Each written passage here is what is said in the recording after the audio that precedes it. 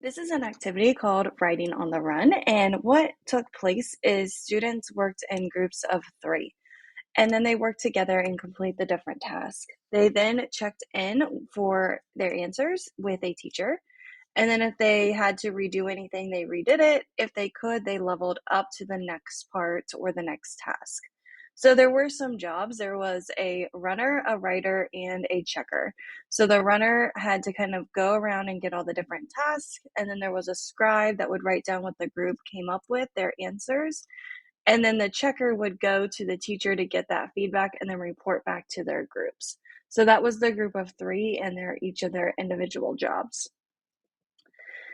And what I did then is task one. So they had a prompt and they had to break down the prompt. So they had this piece of paper and there was this task. And then they had to break it down into the key vocabulary, the questions, the purpose, the length, and then they had to come up with their thesis. Then the next activity, they created their outline and graphic organizer. So they just had a blank piece of paper and they had to create their outline, or they could have created a graphic organizer depending on what strategy they wanted to use. On task three, they had to write their hook. So they were they were taking this essay and breaking it down into bite-sized pieces where they were getting that immediate feedback from me. It was really easy for me to check because it was split up into little pieces, the writing on the run. And then they wrote their thesis statement, which again, they probably wrote here, but I was able to just check it and look over it in a lot more details. And then task five, they picked one piece of evidence and they had to explain the change in the speaker of the poem. So I gave two different versions.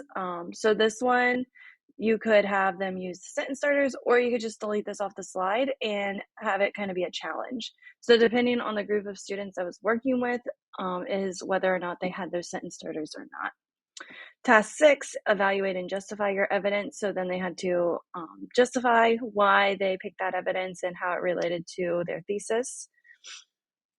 Task seven, they had to rephrase their thesis. So they had to come up with, again, sentence starters, or again, you could take those away depending on your group. And again, they checked in with me after they completed that. So they were working on their concluding. And also for these tasks, if you want them to provide more than just one piece, just print these out multiple times and do like A, B. It just kind of depends on what grade level you're working with and what is the expectation. It also might depend on the school year, of what you might expect for your students.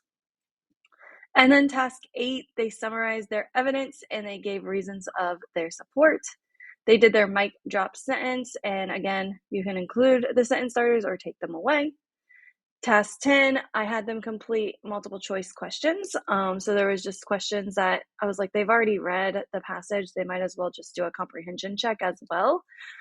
So they just had to answer those questions. And then right here is the success criteria. So here's each of the different tasks. And then I was able to say like yes or no, depending on what they turned into me. So they were getting that immediate feedback. I could circle any piece of this. I could add additional comments if I wanted to. But again, it was just really helpful to have this like tracker as they were running from task to task and writing their essay.